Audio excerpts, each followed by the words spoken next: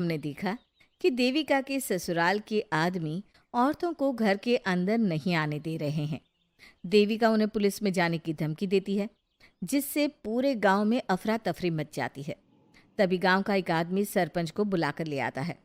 सरपंच उनके घर के बाहर का नज़ारा देखकर कहते हैं, जोगिंदर जी, ये आपके घर की औरतों ने कैसा हंगामा मचा रखा है।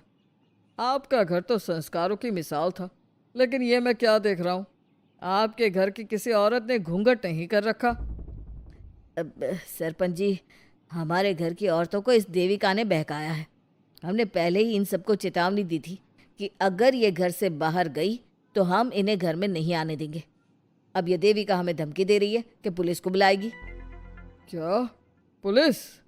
इस गांव का बरसों पुराना इतिहास रहा है। इस गांव में कभी पुलिस नहीं आई। गांव के सभी फैसले हमने मिलजुल कर किए हैं। जोगिंदर, तुम्हारे घर का फैसला पंचायत करेगी। सरपंच जी, आपने ठीक कहा। पंचायत दोनों तरफ की बातें सुने और जो भी फैसला पंचायत करेगी वो हमें मंजूर होगा। तो ठीक है, आज दोपहर को सभी गांव की चौपाल पर इकट्ठा होंगे और वहीं तुम्हारे घर का फैसला होगा। सरपंच वहां से चला जाता है। घर के आदमी घर के अंदर जाकर दरवाज़ा बंद कर लेते हैं और घर की औरतें वहीं घर के बाहर पेड़ के नीचे बैठ जाती हैं। तभी विमला कहती है, देविका बहू, तुम्हें भूख लगी होगी ना? नहीं माँ जी, मुझे भूख नहीं लगी, मैं ठीक हूँ। बहू, तेरा बच्चा छोटा है अभी, तुझे भूखा नहीं रहना चाहिए। वेदा, सुजाता, जाओ पास में जो पंडित जी का बाग है ना, वहाँ से कुछ फल तोड़ लाओ। वीना और सुजाता पास के बगीचे से खूब सारे फल तोड़कर ले आती हैं। सभी औरतें फल खाती हैं। तभी देविका कहती है, आप सब घर से बाहर निकली, घूंघट उतार दिया तो इन मर्दों की इज्जत चलेगी, लेकिन हम सब घर के बाहर भूखे प्यासे बैठे हैं। इस बात पर इन अहंकारी मर्दों को शर्म क्यों नहीं आ रही? हाँ देविका, तुम ठीक कह रही हो। अगर हम मर भी जाए ना, तब भी इन मर्दों के लिए इनके बनाए गए नियम कानून ही अहम रहेंगे, हम नहीं। सुजाता भाभी, मुझे तो सबसे ज़्यादा सचिन पर गुस्सा आ रहा है। उसने मुझसे लव मैरिज की थी, क्या क्या वादे किए थे कि मेरा साथ कभी नहीं छोड़ेगा, और आज उसने मेरा साथ छोड़ दिया। अपने बच्चे को एक बार भी नहीं देखा उसने। देवी का वो शुरू से ही ना डरपोक रहा है, लेकिन इन सारी बातों को छोड़ो। मुझे तो इस बात की चिंता हो रही है कि पंचायत में न जाने क्या फैसला होगा। पता नहीं वो इंसाफ करेंगे भी या नहीं। वीना दीदी, आपको अभी भी पंचायत से इंसाफ मिलने की उम्मीद है? अगर इस गांव की पंचायत में सच में इंसाफ करने की भावना होती तो सरपंच जी अभी हमें घर के अंदर जाने देते। देखा नहीं कितना जहर उगल कर गए हैं हमारे खिलाफ। तो बहू, अब हम क्या करेंगे? पंचायत तो हमारे खिलाफ ही फैसला सुनाएगी। पहले तो हम अपनी सारी बातें रखेंगे। अगर ये लोग नहीं माने तो आपको वही करना होगा जो मैं कहूँगी। लेकिन एक बात आप याद रखना, किसी भी सूरत में हम झुकेंगे नहीं, क्योंकि हम सही हैं। देविका सभी औरतों को समझा रही थी। तभी वहाँ एक गांव वाला आता है। आप सभी को पंचायत में बुलाया है। उस गांव वाले की बात सुनकर सभी औरतें पंचायत में पहुंचती हैं। वो देखती हैं कि उस पंचायत में सारा गांव इकट्ठा हो गया है। बहुत सारी औरतें लंबे लंबे घूंघट करके वहां आई हुई हैं। तभी पंचायत की कार्यवाही शुरू की गई और घर के आदमियों से पूछा गया कि वो घर की औरतों को घर में क्यों नहीं रखना चाहते।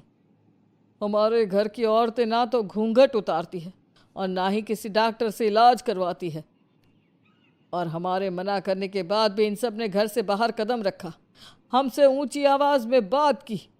हमने इन सबको चेतावनी भी दी, लेकिन इन्होंने हमारी बात नहीं सुनी।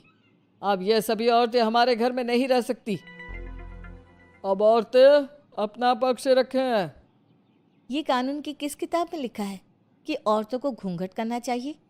और अगर मेरे ससुराल की औरतें मुझे डॉक्टर के पास ना लेकर जाती तो ना मेरा बच्चा जिंदा बचता और ना ही मैं। लेकिन दाई अम्मा से हम इलाज करवा रहे थे ना।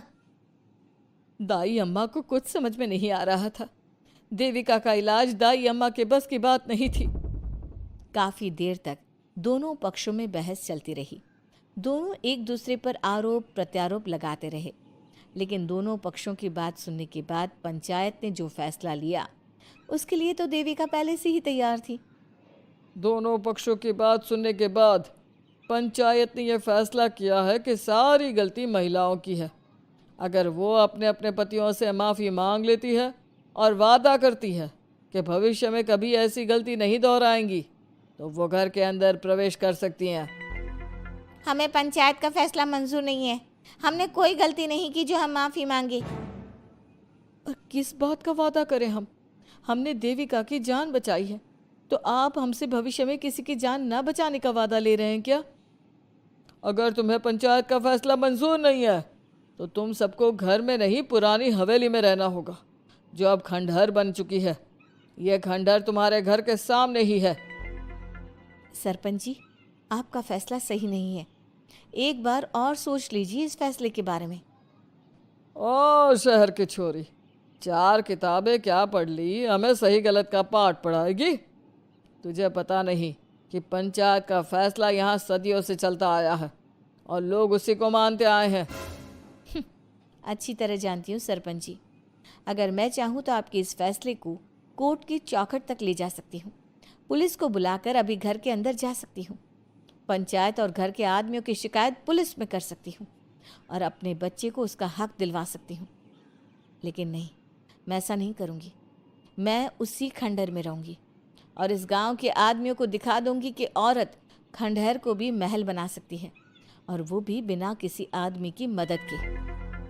सारे गांव की औरतें देविका की बातें सुनकर हैरान हो जाती है। उनका जीवन घूंघट और घर के 4 दीवारी के बीच में ही था। कोई औरत अपने हक के लिए पंचायत से भी टकरा सकती है, ये बात उन्होंने पहली बार सुनी थी। अब देविका घर की औरतों के साथ खंडहर में चली जाती है। माँ जी, ये खंडहर तो काफ़ी पुराना है। भाभी, खंडहर पुराने ही होते हैं। मुझे तो डरावना भी लग रहा है। मैं डर की वजह से कभी इस खंडहर के आसपास भी नहीं आई, लेकिन मुझे क्या पता था कि एक दिन इसी में रहना पड़ेगा। ये तो टूटा फूटा भी पड़ा है।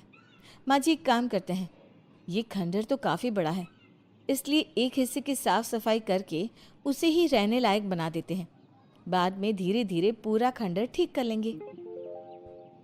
हाँ बहू, तुम ठीक कह रही हो। विमला भाभी और मैं इस खंडहर के टूटे हुए हिस्सों पर मिट्टी और ईंटें लगा देते हैं।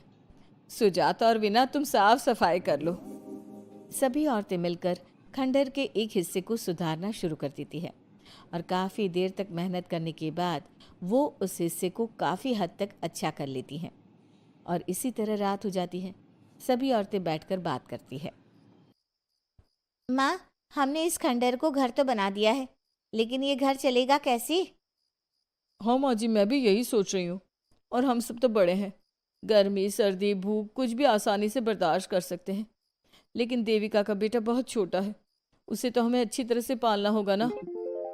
मैं भी यही सोच रही हूँ कि आगे हमें क्या करना चाहिए। कम्मू और मैं मिलकर मिट्टी का चूल्हा और मिट्टी के बर्तन बना देते हैं। कुछ दिन के लिए खाने का इंतज़ाम भी हो जाएगा, क्योंकि यहाँ पर खेत और बाग बगीचे आसपास ही हैं, कहीं से कुछ भी ले सकते हैं। पहले आप मुझे ये बताइए कि आप सब लोगों को आता क्या है? मतलब कोई ऐसा काम जिसका आपको शौक हो, जो आपने बचपन से किया हो। बहू, तेरी दिमाग में चल क्या रहा है? माँ जी, बहुत कुछ चल रहा है। बस अब हमारा सारा ध्यान इस बात पर होना चाहिए कि हम अपने लिए अच्छे से अच्छा क्या काम कर सकते हैं। आप सब हिम्मत से और समझदारी से काम लो, फिर देखना हम इस खंडहर को भी महल बना देंगे। इसके लिए सबसे पहले हमें आत्मनिर्भर बनना होगा। देविका सभी को समझा रही थी, तभी उसका बेटा रोने लगा। उसने अपने बेटे को गोद में उठाया और उसे चुप कराने लगी। अब देविका के सामने सबसे बड़ी चुनौती थी कि वो किस तरह से ससुराल की औरतों को आत्मनिर्भर बनाए और किस तरह से अपना घर चलाए। हमारे प्यारे दर्शकों, अब आप बताइए, देविका और घर की सभी औरतों ने अपने पतियों से माफ़ी ना मांगकर सही किया या गलत? क्या उनका खंडहर में रहने का फैसला सही था? अब देविका को क्या कदम उठाना चाहिए, हमें कमेंट में ज़रूर बताना। हमारी कहानी को लाइक, शेयर और चैनल को सब्सक्राइब करना मत भूलना।